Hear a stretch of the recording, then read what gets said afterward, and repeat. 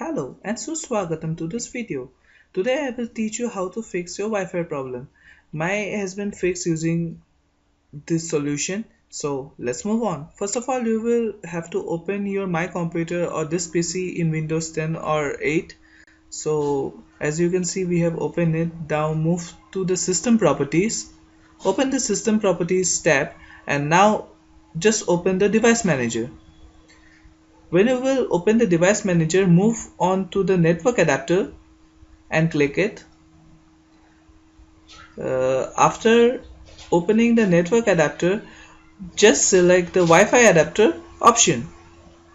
After you have selected the Wi-Fi adapter option, move to the driver tab. Here you can see your Wi-Fi adapter, and now selecting the driver tab, just click on the disable button. This should fix your problem.